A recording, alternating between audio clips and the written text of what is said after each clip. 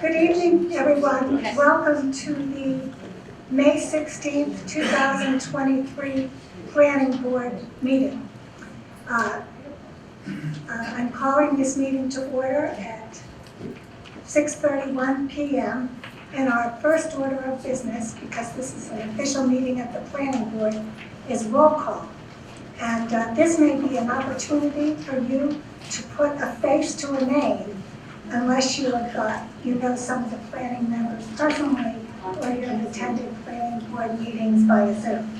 So planning board members, when I call your name, would you please indicate that you're present? Pat Norton. Present. Jonathan Poor. Jonathan Poor, present. Bill Wheaton. Bill Wheaton, present. Emil Dahlquist. Emil Dahlquist, present. Beth Herr. Beth Herr, present. Rick Mitchell. Present. Matt Hamill. And Hamel, present. And Marty Crouch, present. Our goal tonight is to lay the foundation for the understanding of how the planning board has been working with respect to the Gordon-Conwell Reuse Initiative, and how the planning board intends to continue with this important work with your input. The planning board is considering alternative visions for the Gordon-Conwell site, because at this time, there are no proposed sales or projects. The board intends to share how it developed these alternative visions for the site, and how it hopes to test its assumptions with your feedback. If time permits, the feedback will commence at the conclusion of the presentations. But rest assured, at subsequent meetings, we hope to allocate significant amount of time to hear your questions, answer your questions, and hear your concerns and ideas about what could be done on the site. So this informational meeting is just a first step in the process. And we will not continue without many further discussions with you. To provide you with information, you received a handout that has frequently asked questions. We've also prepared a questionnaire that we hope will provide us with insights about what your views are with respect to this initiative.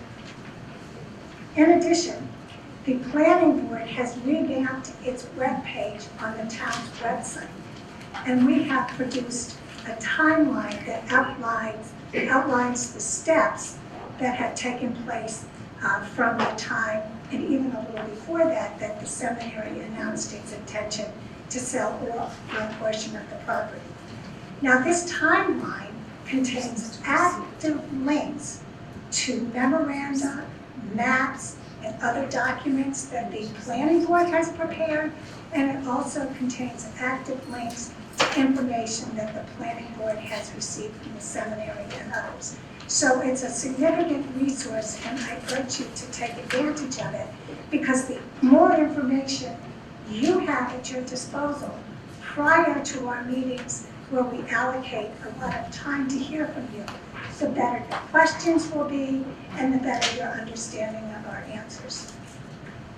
In working toward the goal of an overlay district bylaw, the board has been mindful of its responsibility to plan for the future of Hamilton by balancing economic opportunity, environmental quality, and social well-being.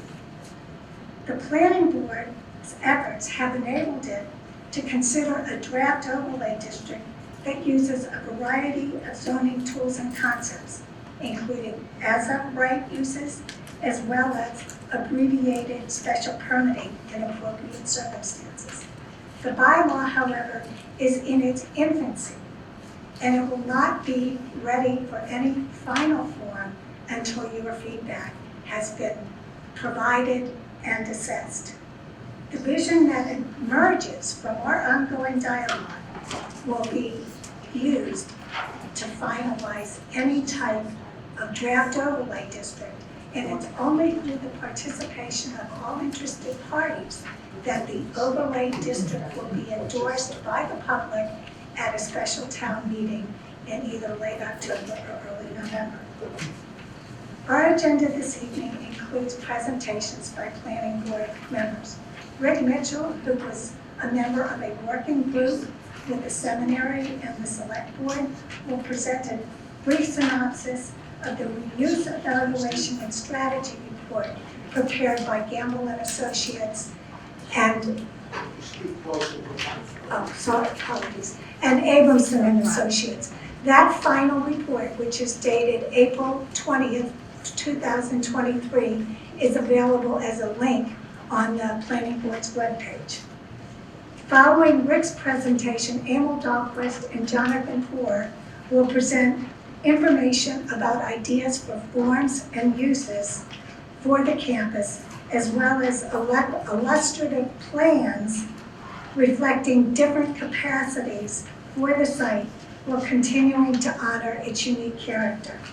The information they present, particularly the pictures and illustrative plans, build upon the work of the consultants and reflect the planning board's preferences for maintaining the character of the site, including perimeter buffers, protection of natural areas, and protection of the heritage landscape, particularly the Retreat House and Pilgrim Hall.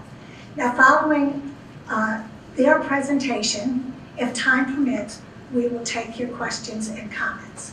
So at this juncture, I call on Rick Mitchell to make his presentation.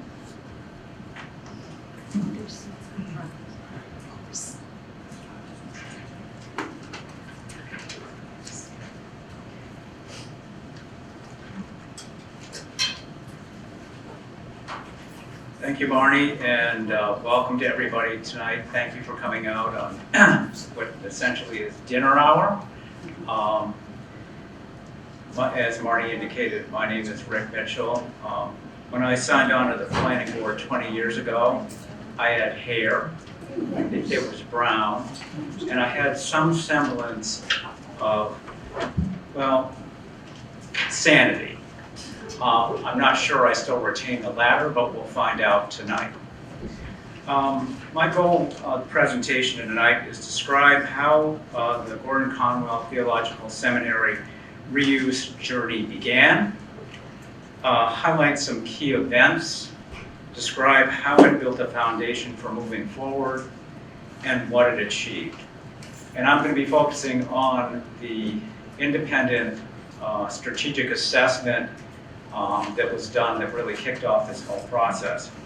So why the assessment was started? Well, in May and June of last year, the idea for an independent assessment grew out of frustration of no coherent plan for the reuse or development of the 103-acre Gordon Conwell Theological Seminary. And that was painfully illustrated by Harbor Light's presentation and proposal to develop the student dorms into 209 units of affordable housing.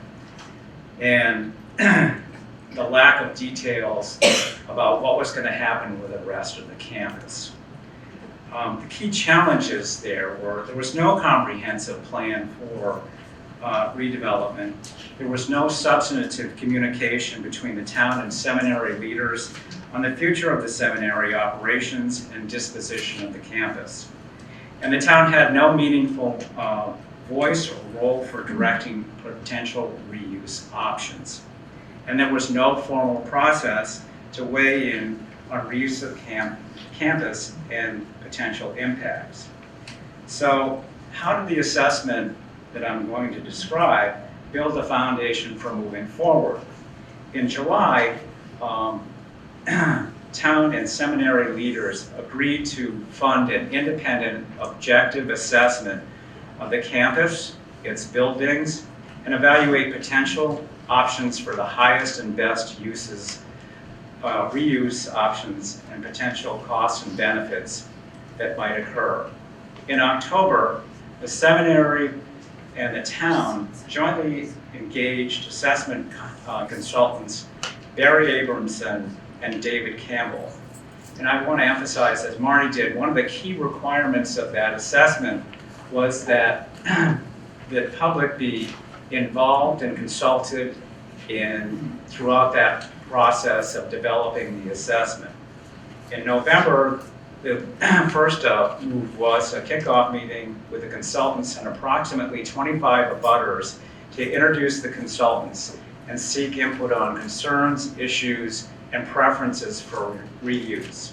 Also in November of last year, there was a second meeting with the general public at the community house with over 90 people assembled to introduce, again, the consultants and seek input on potential reuses and preferences. December of last year, based on the public meetings and assessment of the campus layout, topography, buildings, and this is one of the output. We aren't going to go through the whole thing because it's an extensive report, but it is on the town website, and I suggest if you're interested in reading the details. But this gives you a sense of the number of buildings on the campus and the square footage, which I believe totals about 400,000 square feet. And as a result of that meeting, they produced a cluster map that basically broke down the campus into three use areas: the upper campus, central campus, and lower campus. And Emil will go into more detail about that and how the planning board has crafted its reuse options and analysis. So there were the important thing to I think remind people is that there was a lot of consulting with the public, and they developed a number of principles that the planning board has since refined and probably will be presented later on. But the first principle was to conduct an open public process. That was number one. And protect the cohesiveness of the property and its landscape, embrace open space, respect natural environment, mature trees and steep slopes, for example. Be a model of environmentally friendly development, protect the character and beauty of the property, consider preservation of historic buildings and heritage landscapes, and promote housing flexibility and the opportunity to address Hamilton's lack of affordable housing, the need for over age 55 housing and senior care facilities, and the town's vulnerability to Chapter 40B development. In January of this year, the consultants hosted a second public meeting at the community house with over 100 people in attendance to present the draft market-based options and cost-benefit analysis that they had conducted to identify what the market might be receptive to in terms of potential uses, while seeking additional public comment.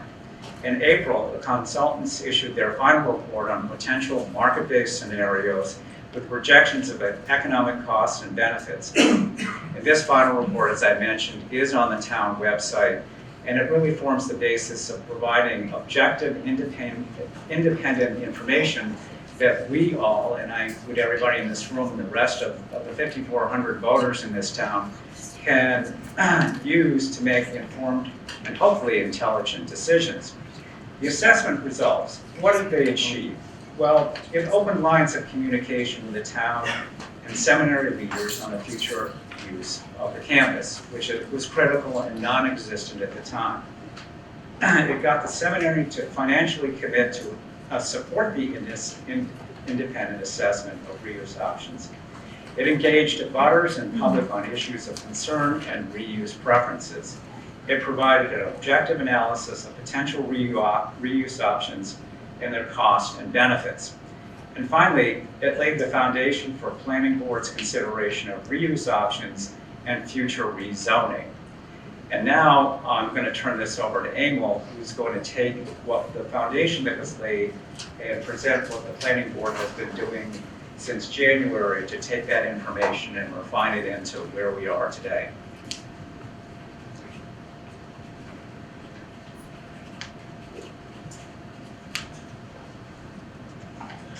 Thank you, Rick. And thank you for coming this evening. We're very pleased with the turnout. And just want to stress how important it is for us to get your input tonight at the end of the meeting or during the 3 weeks or so until the next meeting on June 6th. Visit the website and give us as much input as you can. It's a very important feedback process that is for the first time happening on this project. Guiding principles, on January 10th, the planning board went through a visioning workshop. In other words, what was unique about this project, as Rick touched on, is that there is no concept plan on the table. There is no developer in the wings that we know of who has made a proposal of any sort that we are familiar with. This is a unique opportunity that, in fact, this town and many other towns across the country are taking advantage of and being proactive in the process. And by that, I mean they're creating their own vision for a site and then codifying it so that you can get some certainty that that's the outcome that you're going to see eventually. And we're doing that now with the Gordon Conwell site. Rick again touched on it, but you're going to see the illustrative plan tonight that we've come up with, and a few other design matters that we've been trying to deal with. And we're at a point where it's critical for us to get a sense of how much development is tolerable to the community. That's going to be one of the most important things. And what we've done is create 3 different scenarios: a low, medium, and higher capacity build out. And so it's going to be important for us, again, to get feedback on that particular thing. We'll give you more data toward the end. But just briefly, one of the things that, that I noticed, especially in the Northeast, a lot of towns are confronted with a sense of irony. A lot of the reasons that people have come to a small town like Hamilton, and we've seen this in letters so far, what they like about it is the promise of a simpler life. They like the close contact with nature, stability, freedom from the strains of urban living, and a sense of community. All those things can be put at risk when the rural community goes through a period of growth. And many towns find that they could become the victims of their own success. And by that I mean, if you be a successful town, you do all the right things, and you build up your community, you become more open to further development. So what becomes very important for the community, and this is true in Hamilton in my personal feeling, is that we have to do a better job, I think, or do a good job anyway, in to avoid getting into that victimization. We have to create a sound growth policy. We need smart economic development. We need substantive natural resource protection and strong historic visual preservation. Our guiding principles really represent our core values. This was done by the planning board in on the January 10th workshop, visioning workshop. These are some of the things, and I won't go through them all in this. We do have kind of a severe time constraint. We want to leave as much time at the end. So I think what we're going to do is kind of skip through this, because you're probably more interested in the pictures and the build out than in the data like this. This is all online. This is on the town website. So I urge everybody to go, and everything that you're going to see tonight will be there, so you can examine it in more detail.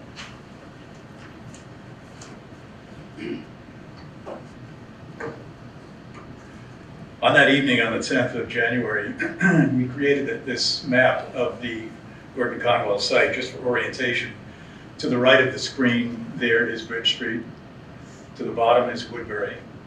To the left here is Essex. And toward the top you can see Miles River Road going across the top, and the Gordon Conwell site is right there in the center. What we did was identify what we refer to as the assets on the site. What are the things about the site that make it unique, that make it a special place here in the community?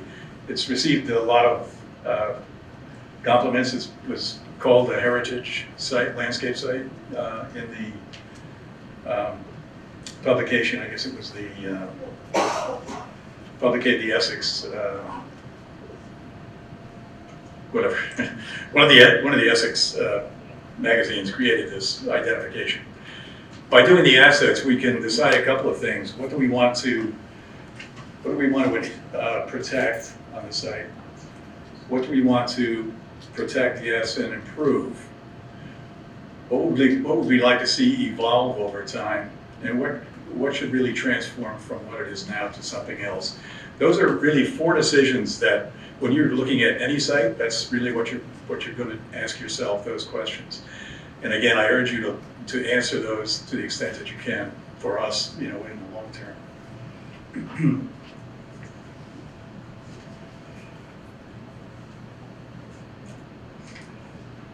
And in so doing, I would ask a few questions. What role should open space play in the development? What is a reasonable scale of development for a particular neighborhood, and how does that get determined? How is a particular neighborhood vulnerable to change with an incompatible development? These are all critical questions you need to ask yourself before you give us an answer. And then finally, does the development integrate successfully with the pre-existing neighborhood in terms of function, scale, and proportions?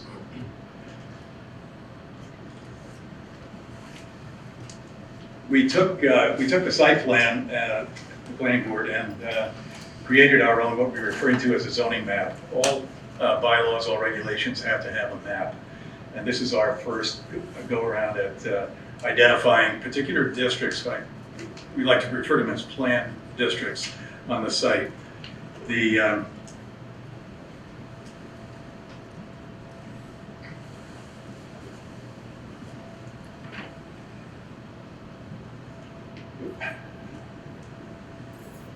At the top of the hill is Browns Hill, right up here in that particular color. These are all color coded. Each color is a different district, and it represents different characteristics on the site that should be treated differently. So it's not a one site, one form fits all. It really is a site that intends to be responsive to the particular conditions that you see there. This green area we're calling it a natural area. That's heavily forested, very steep slopes, all the way down to the intersection at Woodbury, and then up along Bridge Street. This is an internal steep slope area. It becomes a buffer between the upper campus there and what the consultants refer to as the central campus. Over here is what's called we call it the North neighborhood, North residential. That consists of dormitories E and F.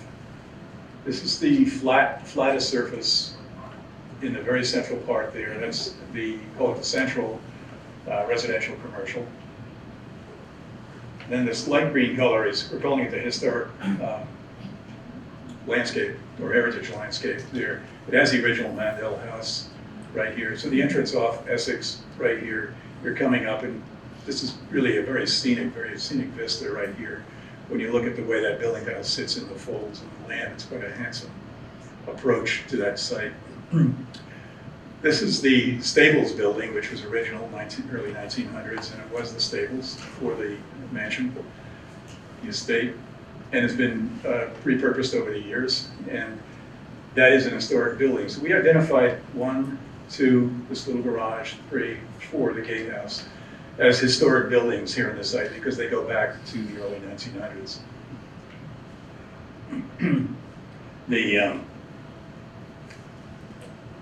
The dormitories C and D are right over here, and they're part of the stable residential commercial district. And then down here is the south development, which is dormitories A and B, sort of isolated down here. And the NA here is natural area, mostly wetlands in this area. The yellowish area is a utility expansion area. That's the existing water treatment plant. And it's one unknown is what happens to that over time as you develop the site. Does it get bigger? Probably. So we just kind of anticipated we want a little bit larger than what's there now. And then also identified a spot up here, which could also be a utility expansion in the event they need some wastewater disposal from the top of the hill. This would all be landscaped in the end, so it would fit in seamlessly into the heritage landscape along that area. So this is an area of really no development, or all development discouraged, very restricted here through the steep slopes, wetlands, or forested areas. And then so you have development up here and development down in this part of the site. So what was critical from our standpoint was to really determine where is the development area on this site. And then we identify the districts by what sort of performance they have in order to be able to craft the specific guidelines or specific bylaws for them.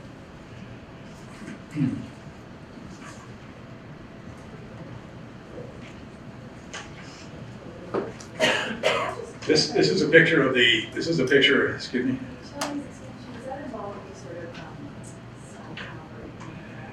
I'm going to ask I have a request.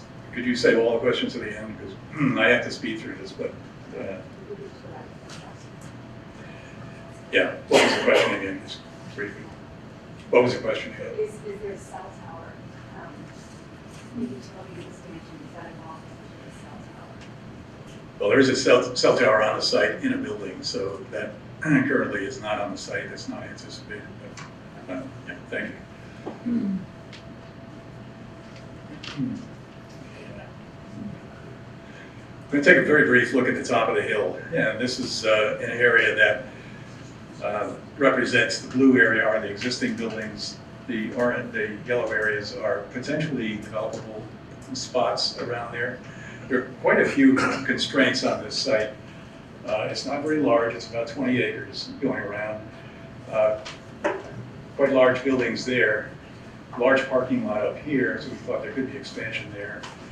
This is where you have 4 water tanks that are buried, so you cannot build on top of that. So that becomes really a green space on the top of the hill.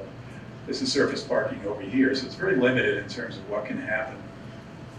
Some of the buildings are not that amenable to expansion. This is a difficult one to work with, Kerr Hall.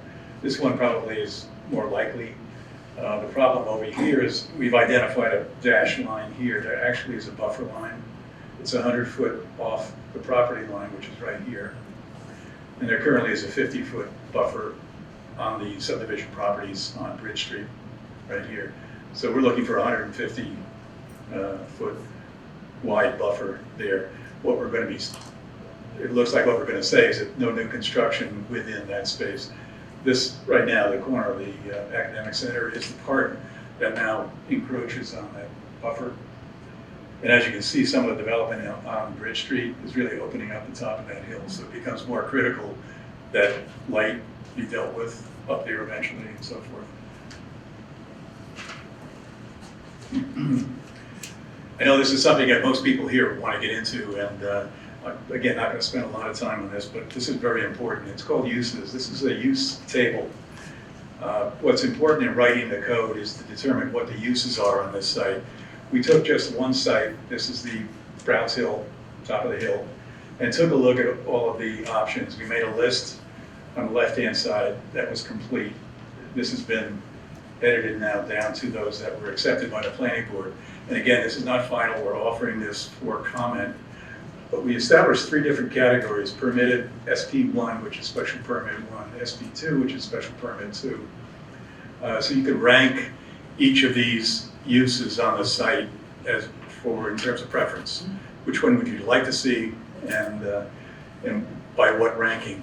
And the SP, again, the special permit, there are 2 levels of how you do the special permit to make it abbreviated or the regular special permit process. The one on the left means a permitted use as of right. And on the top of the hill, the only one here is trail, which is X'd out there. But there's, and again, we're in the process of kind of finalizing this. But there's one table presented for each of the districts on the site, and so that's published on the website to be able to have all of that information. So we have this site, we have the north residential, we have the central area, commercial residential, we have the stables, we have the south development area. Those are the ones where we're anticipating you're going to see development in all of those. So you do need to check out each one of these tables. So I hope it's self-explanatory, but briefly, they on the top, this is the top of the hill, conference convention facility that needs to be limited by size, but there could be a library, museum, art gallery, studio. Residential component, we're looking at that as a big possibility here on the top. In other words, it does not have to remain commercial as is or business use as is. There's a potential you could go to senior housing up there, 55 plus housing. You could go to apartments, duplexes. So that could fit in very nicely with the top. This, again, is more information we need feedback on what is anticipated in the top. Rather than do an illustrative plan on the top of the hill, the thought here was to, because there are so many options here, to go to the folks, go to the residents and get feedback. At this point, I'm going to turn it over to Jonathan Poor, who will lead you through the next set of slides. Good evening, so thanks for coming out. I just want to again remind everybody to fill out the questionnaire. We need that information, and feel free to write out outside the bounds of the questionnaire, just feedback that isn't even asked for, whatever you feel like including. The other thing I wanted to emphasize is this is kind of a progress report of what we've been doing, and it really kind of amounts to creating a menu of options to look at, discuss, and choose off of. So the other thing I just wanted to, Amy was trying to remember what where the term heritage landscape came from, and it's the Essex County Heritage Commission, which is an organization which both inventories and funds the preservation and development of historic resources. So that's where that term came from. This is an inventory report, yeah. Yep. It was an inventory of sites. Yeah, and I think they also provide funding, I think grants through that for various improvements. But anyway, that's where that term came from, and that's a good segue into what I want to talk about, which is kind of how we developed various options that I'd like to offer you tonight to start getting a preview of. And they really launched out of the preferences that Emil was talking about in terms of preserving the character of the site. So instead of just paying lip service to, oh, we wish we could save this, we'd love to save that, we'd love to name the property after this, but then destroy the resource, that's sort of the irony of development, is often it destroys the very thing that it takes its name from. The goal here is to do it differently, really differently, and Emil alluded to the fact that this is an opportunity for the town to come up with a different way of zoning and coding this, so you actually get what you're aiming at, what you hope to preserve, the character you're looking for.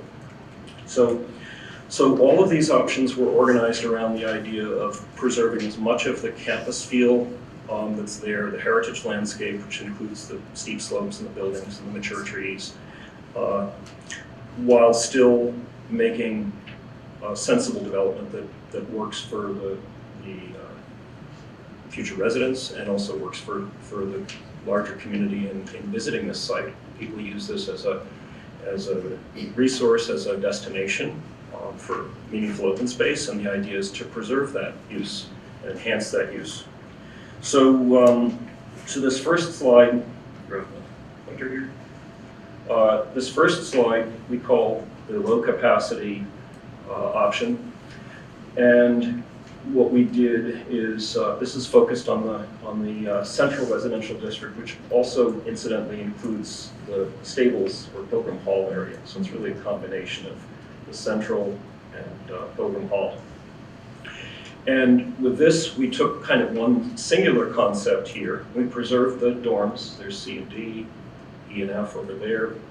The idea is to work off those buildings, work off the topography, work off the resources, and come up with some fairly compact housing that also creates some meaningful open space and gathering space, community space for the residents, and at the same time preserves around it meaningful open space for the public.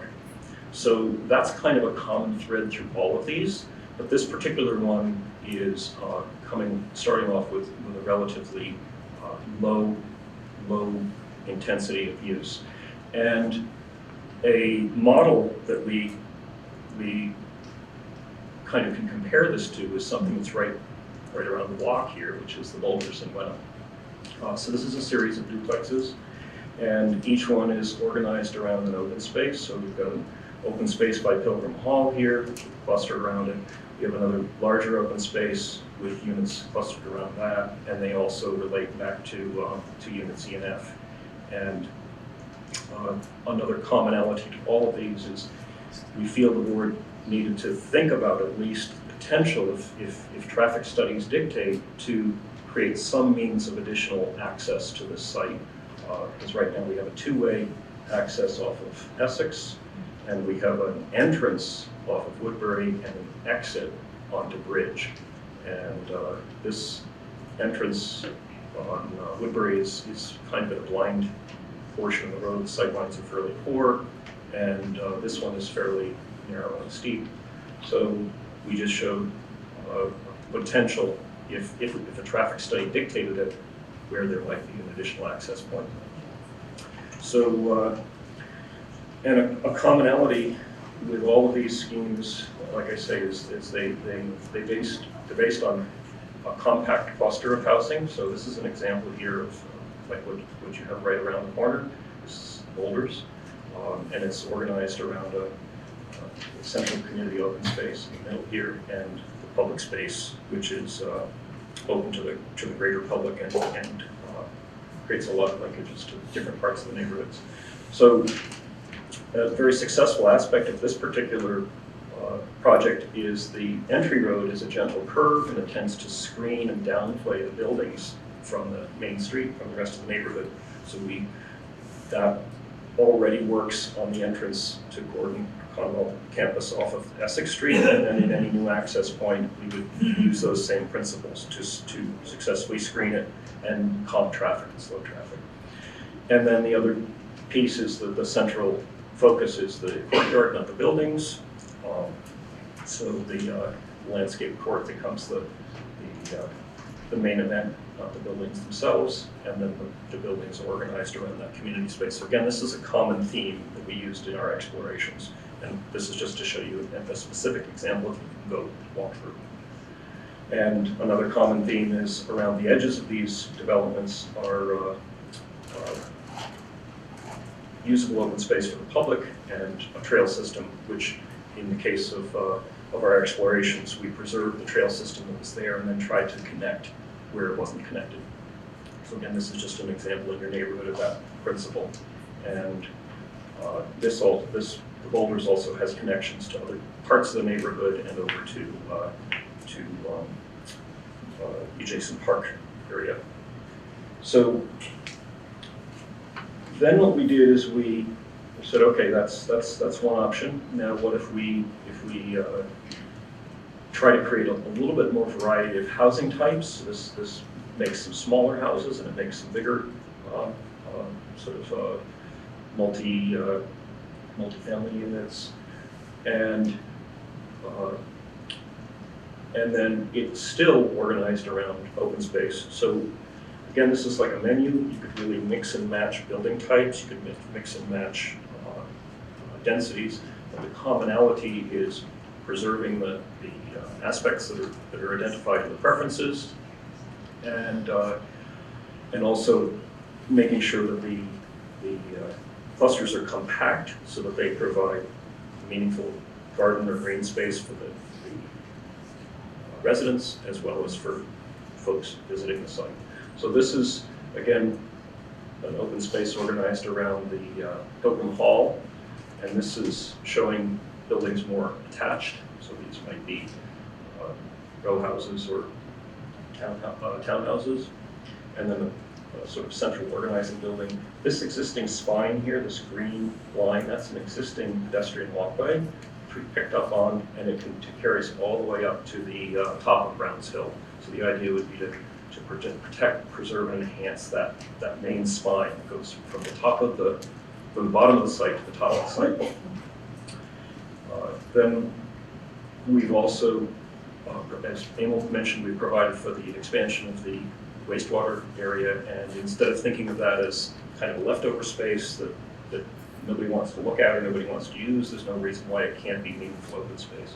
So we have shown potential for buildings that use that as an edge and take advantage of that open space, can be usable open space. Then we have another cluster of buildings as an exploration up here around dorms E and F. This is dorms E and F right here, these larger blocks. And then there's a third kind of courtyard or gathering space at the very top of the site on the north side. So we have the community open spaces, for residents, and then we have more larger scale public open spaces, plus the grand scale public spaces of the connecting walkways and existing trail system. So Emil, jump in if you feel like I've missed anything. So this is an example of more kind of attached houses organized around a courtyard. It's not necessarily what we're proposing here, but just an example. And so I've got a lot of different flavors of these kinds of developments. There's another sort of slightly different flavor where these buildings are more small scale. And then on that map I just showed you, we showed some larger scale up towards E&F. And this is an example of slightly larger scale buildings around a courtyard space. Again, a variety of different flavors. If we were to introduce any kind of a mixed use, it would be within existing residential buildings, so it wouldn't be standalone commercial space. So, if it was something that the community supported, that could be a component of this in various spots if it was appropriate. So again, just different flavors of organizing small to medium scale buildings around meaningful common spaces. So, and then in our neighborhood, here's an example of something of that scale rather than just illustrations. This is Rockport, where you have a mixture of residential uses, some galleries and mixed use on the ground floor, and then you have some larger scale buildings abutting it. These are single multifamily residences, and then you have common space. So that's just, again, an example in this county of that kind of form. So the other thing that is common with these plans, as I said, is we try to leverage the utility expansion area, and if we needed a retention pond or other stormwater management strategy, instead of treating that as kind of a leftover, why can't we incorporate it as meaningful space? So this is an example of kind of a form I just showed you with buildings along the street edge, with a sidewalk on one side, and then you've got, in a sense, a useful meadow or open space that's both expansive and provides a buffer from the neighboring community, and also provides a space that's actually useful. And then this is another sort of example of a single row of buildings along a street, and then using the retention pond as a feature. So those are just sort of some visual examples of what we're using as principles in doing our explorations of different building forms organized around open space. So the idea here isn't to design the architectural component of this, it's really how do the buildings relate to the landscape in a meaningful way for both residents and the greater community. And then the third exercise we went through was called high capacity. Absolutely. Back up. Mike, back up. Yeah, thank you. Just a brief note on this sketch, because what's significant about that is that you look at all these buildings have the same setback off the road, off the sidewalk, and so forth. What that does is reinforce a street wall, and that's significant in that most zoning codes now don't do that. They'll give you a minimum distance, but you can put it 50 feet, 100 feet back. This would be something along the line of 0 to 12 feet off, off the right of way. And again, the advantage is that it sets up a nice composition of buildings that all relate to each other in terms of their formation, their size, and so forth. And just one small note on the type of buildings. When we show these illustrative plans, they're actually drawn to a particular size. We carefully wanted to get to units in the order of 2,500 to 3,000 square feet. And what we did was put together what's referred to as, so each one of these blocks where you see a 4 in the middle there would be 4 units there. But what we try to incorporate is what's been referred to as missing middle housing in this country. It's sort of it's kind of a new old idea. They're bringing back some of pre-World War II construction where they put multiple units within one building that never got bigger than an estate that might be around it. In other words, if you look on the site, if you look at the retreat building on the top, all these are going to be significantly lower than that, but they're multi-units. There's not single-family living in these units. There would be in the row houses opposite the stables. They're being up and down, 1,500 feet per level, parking off the back and so forth. But it's important to see that this is a mixture of houses, so we keep the number of buildings down, and we put them all about a size that are complementary to each other. They all fit in there, so it is a composition that tends to work pretty well. Thank you. Thanks, Abel. He brings up a really great point about the holding to the setbacks rather than letting the buildings wander away from the street edge. And what that really does is, for lack of a better term, it creates a series of outdoor rooms. You probably heard that in garden design, you've heard it in landscape design, it works in planning, it works great in planning. So when you hold an edge here, these buildings form basically a room here. They form an edge to a room, just as this courtyard forms an edge. There's a smaller room here and then a great room here. So if you think of it that way, that's kind of the principle that we've been working on. So instead of just buildings sprawling in a meaningless way across open space, we're creating a series of spaces that you want to be in, whether it's the resident or a visitor or whatever. It's placemaking. So anything more to add to that? Okay.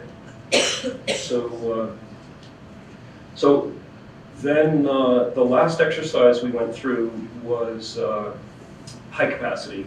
And so for this one, we kept the puzzle piece or the menu item in around Pilgrim Hall as being smaller scale, but touching kind of buildings around the courtyard. So that didn't change. This didn't change. What changed is we experimented with what if there was a larger structure to create some congregate housing that could include independent living, assisted living, and memory care. And so, we worked very hard at figuring out where would if that were to be, where would the best place be? So we chose this location because number one, it's more interior on the site, so it's far away from the boundary roads. It's on a flattish area, but it's nestled into a bowl right here. These gray lines are contour lines, so there's a steep slope behind this. So this building from the uphill side would be kind of diminished in scale, and from the downhill side, it's more on a flat open space organized around the courtyard. So what that does is, again, with distance from the neighborhood, it gives a good buffer, and then by being nestled in the hillside, it gives a good buffer from other parts of the site that are being used by the public for walking, or if there was some maybe residential up on Browns Hill or some other use up on Browns Hill, it gives a good internal buffer. Emil talked about internal buffers, and this is an example of one of them where we use topography as an internal buffer.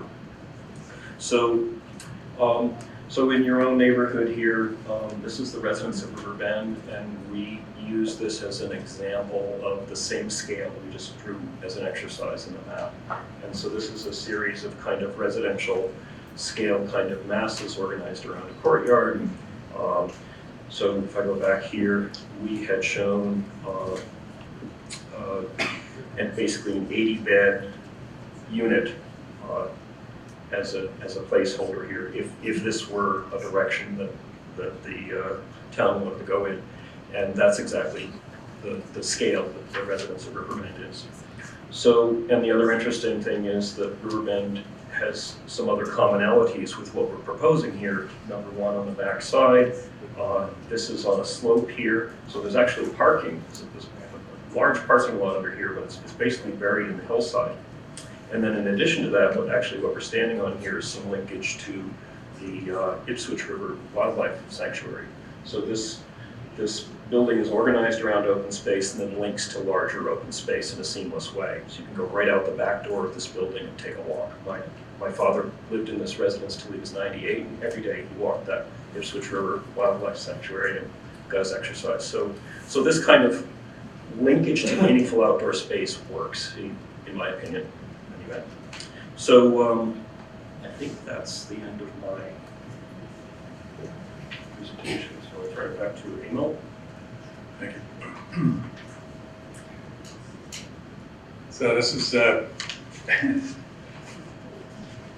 this is the data sheet right now. These are these boxes at the top. You see the 1 and 2 family dwelling residences. That's the low intensity or capacity. The top matrix box includes the takeoffs on each one of the. There was dorm A and B. It's that size, 60 dwelling units, 50,688 square feet. Dorms C and D and so forth over here. Dorms E and F all the way down here. They're in the north residential area. Central residential, nothing, no dorms. Staples has C and D, and the south is A and B. So we've identified that. Then a new construction is probably what you're most interested in here, is this grayed out line, where in this particular 1 and 2 family dwelling unit, there are 8 dwelling units proposed, a total of 20,000 square feet, and so forth, in the Staples area. That's close to the Staples building, of course. Then the central area, we're looking at 17, so about 42,500 square feet. Then in the north, it's single building, 2,500. So on the right-hand side, we get the total. There are 26 units, 65,000 square feet. So that would be the low-intensity build-out.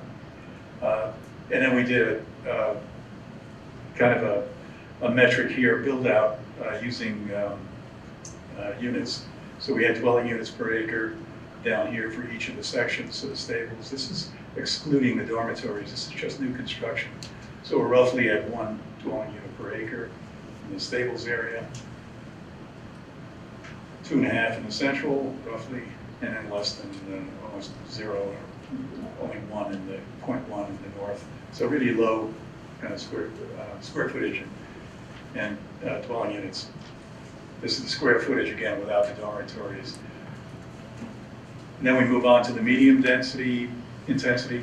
New construction, we're looking at, again, 20 dwelling units in the Staples area, 56,000 square feet, 400, 36 units in the central area, 71,200 square feet, north 12, and so forth.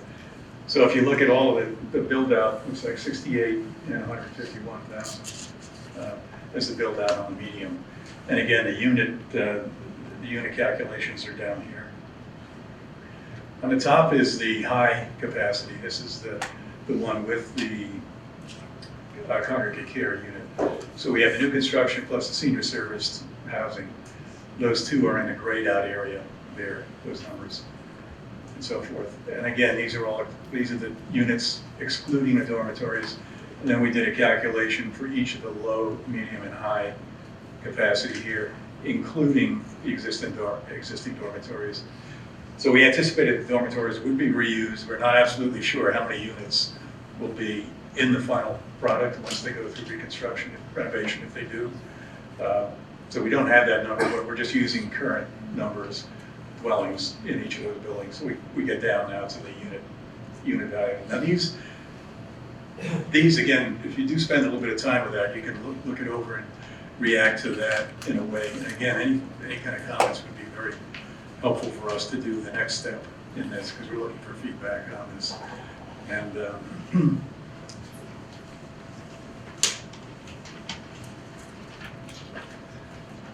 again, the low capacity area, again, this is the one with the,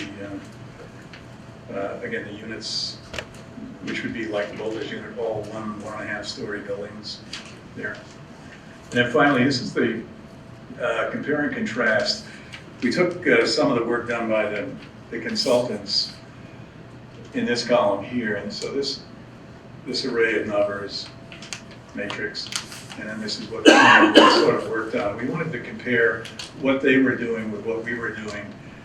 And this was done at the end of the project. We finally got information from the consultants, what they were preparing just before their final report. We've been putting together our information to compile our own list. So these were done independently. And what we decided to do was take the scenarios from the consultants that did not include encroaching on the heritage landscape. That, to me, was critical. So, again, I'm not going to go through all these numbers, but at the bottom, you can look this up. This is the net annual fiscal benefit to the town. This is the thing that a lot of people are most interested in right here. So you can look at the comparisons there in the, it's curious to note that there was another column here that was all single-family residential, and this came out to a negative $40,000 because of the school implication. So it was kind of shocking to see that. But anyway, this was, again, if you go over all of these uses, they should be listed there. They should be fairly clear. So that concludes the slide program that we had prepared. Again, very cursory. We went through it pretty quickly, and if you could pick out any one of these things and go into depth on it, we'd be happy to do that. Outside of this meeting, we have a hard stop time at 7:45 because they close the library. So I'd like to, at this point, maybe turn it over to questions for the board. Yes, sir. We have a microphone there. Let me be sure it's on.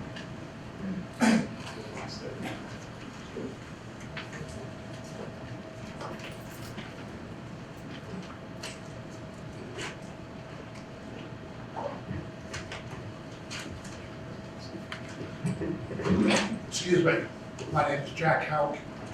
I live over on Knowlton Street. I found this very disappointing. We're talking about buildings, losing land. Gordon College is not its buildings, it is not its land. It's the people who came here and did so much for this town. Do you realize there was a 3-year period which the schools could not have opened if it wasn't for Gordon College?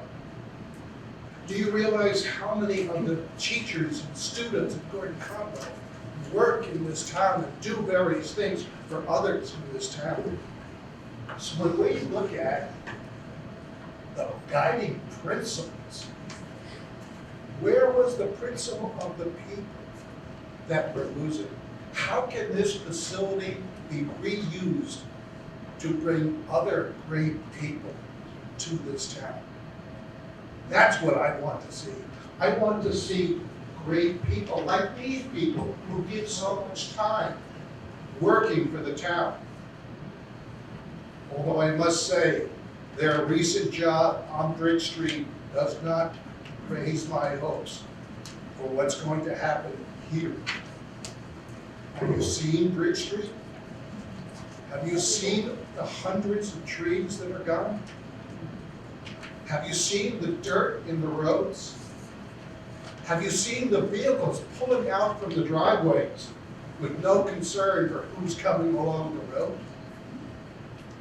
So that's what's most recently happened when Gordon Conwell was cut apart.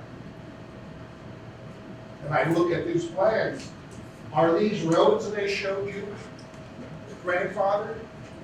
If all these people are coming in, they will need roads that meet state guidelines.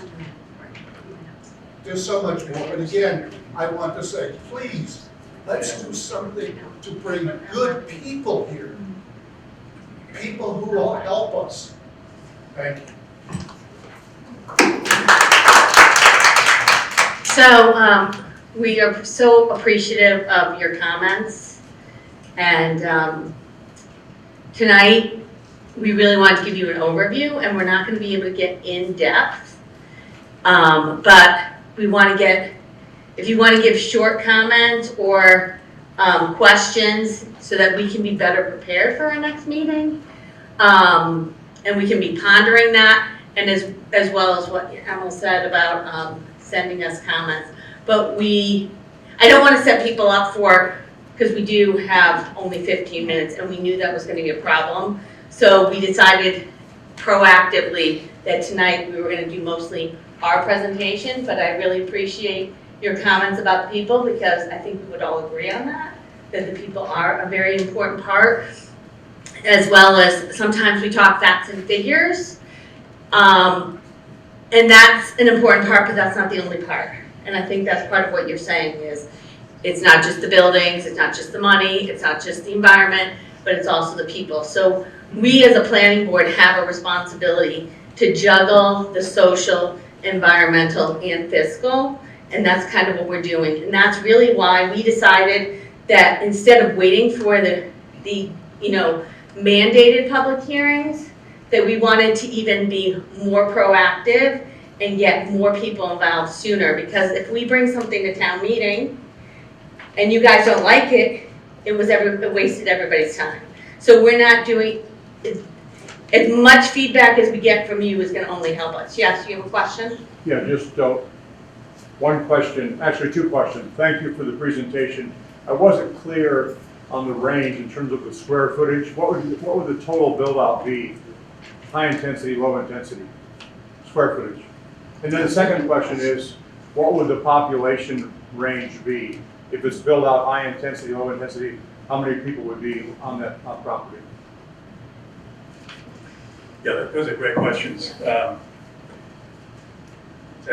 take the last part of that first. Finding out how many people are actually going to be in the site is going to depend mostly, or largely, on the top of the hill, whatever happens up at the at Browns Hill.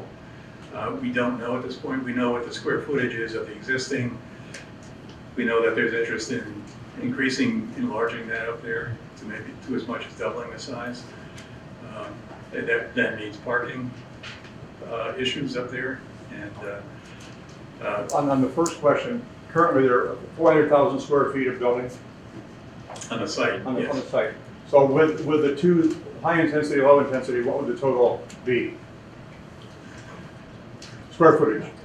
Okay, can I get back to you? I gotta look it up. Sure. Let's take another question. Question? Yeah, it's actually great if you want to come up to the mic. First of all, hello? Maybe not. Anyways, Larry Coates, Southampton. I want to thank you for the work you've done. I'm very impressed that you really thought this out quite well, quite thoroughly. I was under the impression that the sale of this property and redevelopment of this property was so that the school will be able to remain in existence, and that sort of the, quote, Brown Hill would remain as it is, and that's primarily for the development of the lower areas where all of the high, medium, and low, is that not a correct understanding? I'm going to speak, and somebody can correct me, because I may need correction. But at this point, we're not sure how much the seminary is going to retain. And so that could be a large portion, it could be a small portion. That's really what we've heard said tonight is it's really a challenge to create something when we don't have a project. And so right now, the underlying zoning is for single family houses. So that's our job, is to do something that and maybe people want single family houses, and so then give us that feedback. But if you don't want single family houses, we're trying to come up with some zoning that could preserve that meaningful open space and some of the other things. But it's a challenge, and we don't have a project, so that makes it harder, if that makes sense. Go ahead, Ken.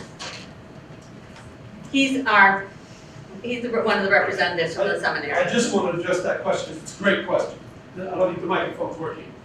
So I'll pretend I'm lecturing and you can hear me. The answer to the question is, it depends on how the zoning happens. So the purpose of this is not just the financial security of the seminary. It is a combination of both the desire of the town to increase the tax base In fact, this whole thing started when the town came to the seminary, before we ever announced that we were even thinking about selling any property, and said, we'd like to talk to you about changing the zoning on your property. And then it happened to coincide with COVID and changes in higher education, et cetera. So now we have mutual interests. Yes, we want to sell assets we no longer need, which starts with 209 student apartments.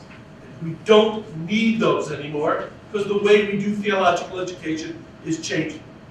However, the middle portion and the upper portion, if depending on what the town decides in terms of the zoning, if the market says, we really love that middle zone, we will probably decamp permanently to the upper campus. And we'll still be here. We'll still be those great people. We thank you for that. We'll just be on a smaller footprint because technology and whatnot has changed how we do theological education. If, however, depending on how the zoning goes, the upper portion becomes more desirable to the market, and a life science company, if someone comes along and says, hey, we want to develop that upper portion, then we would almost certainly decamp to the middle portion. So we're at the mercy of the market, and that's why we keep saying we love the work that the planning board has done, but we want to be very careful that we don't try to predict the market, which is why we prefer a more Euclidean approach to it than a form-based approach, because someone with a checkbook and a business is going to come and say, we want this or we want that. And so we're hoping for the maximum flexibility in the zoning so that your taxes can go down by a couple of $1 million and we can secure our future. Okay? Thank you. Yeah, in the back. Just a question again about the market. What is the market most interested in currently? Well, it depends who you ask. I'm asking you. Yeah, The well, manager. well, the people we've spoken to tell us that right now, the high density and over 55 and senior care is the hottest part of the market right now. But the commercial side, the life sciences side, etc., it can change on a dime. Because if a life science company gets a new patent and they need to expand their business and they don't want to be shoved into Cambridge with all the other similar companies, they want to do like New England Biolabs did. That's theoretical. What's the market demand? No, it's not their letter No, article. That it's is, theoretical. What's the market demand right now? We're asking that question, so that we have some sense of which way we might go. I'm saying the market can change very quickly. So today, there's not as much interest that we can see in the commercial development for life sciences, etc. But we can't rule it out. So from a zoning perspective, our desire is that there be sufficient flexibility so that whatever the market does in a year, 2 years, 3 years, we'll be able to entertain those people. That's what it boils down to. Thank you for that. I appreciate you giving some feedback from the seminary. Yep. Yes, I will just answer the question with reference to the consultant's report. And with respect to life sciences, the term that they used was user-driven. So it's really difficult to predict whether there would be a market for that. And I think Dr. Barnes is somewhat right. It could turn on a dime, but I don't think as planners we could predict that. But as planners, we can predict that there's an absolute demand for residential real estate of all kinds, and 55 plus housing is definitely a possibility. But if you want to understand housing in Hamilton and what the needs are, I would recommend that you go to the webpage on the town website for the Affordable Housing Trust, and there you can find the housing production plan that the town bought, if you will, and it has all sorts of information about the demographics here in Hamilton, about the economic aspects of different segments of the population, and you can see that Hamilton is very economically diverse, and so there's a demand for all different types of housing. And right now, I think I think Patrick said at our last meeting, there are about 7 houses for sale in all of Hamilton. So I think the residential market is strong in one sort or another. So that's a long answer to a short question. I think there was another hand over here somewhere. Oh, there you go. We have a couple minutes left, so. While you're walking up, let me just ask the gentleman who had the question. If you see me after the meeting, I'll give you the data that you're asking for. Let's meet in the corner, keep it secret. Well, the data is actually all going to be on the planning board's webpage. Oh, perfect, thank you. So these charts and whatnot that you saw, they're going to be available, and you really do have to study them unless you're on site. Perfect. So, A lot of thoughts here. Was it an accident to leave off assisted living off the 1 through 5 choices on number 2? Because I did see a briefly thing up there of assisted living. perhaps it was, and wrote it in. Could you identify yourself, Oh, I'm please? sorry, I'm Jean Moran, 21 Garfield Avenue. So, just one sentence, my parents were 35-year residents here, and they went to Riverbend because there's no assisted living here, and I was just at Massanutten today, visiting another Hamilton resident, and it would be great to have our seniors stay here. So, not seniors, those who are ready for assisted living. Thank you. Thank you for that. So the other quick things are the protection of the 20 or 22 acres of the wetlands. When you put more people in, more roads, more buildings, you get air, water, and soil pollution. So I'm just mentioning that because it should be considered. The Hamilton voted for net zero carbon by 2040. So as you are thinking about development, considering an all-electric place, it's been done, and with all kinds of solar panels, heat pumps, charging stations, and all that. It would be very exciting, and would be meeting our own goals here tonight. So, thanks. That's an excellent point, and I think we're done. I think we have to conclude, but I did want to announce that tomorrow night, there is an all Zoom meeting to consider the Hamilton Master Plan. And you can register to attend this all Zoom meeting on the Hamilton webpage. And the purpose of the meeting is for the consultants to review the work that they've done, basically the existing conditions with respect to housing and natural resources and that type of thing, and to get input from the public. I mean, that's what we as elected officials, at least the planning board, wants to hear from you, because that's the only way that we can move forward constructively. And we do have to balance a variety of constituencies, but really the public has ideas and information that we could profit from. So I want to thank you all for coming, and please make sure that you give that your questionnaires. Don't let them leave. Yeah. Don't let them Yes, I will be at the back to get questionnaires. The next meeting is June 6th here in the same space, and we will have significant more time to hear your questions and comments. And you need to close out our meeting. Roll call. Are you having a motion to adjourn of the planning? Motion to adjourn. Second.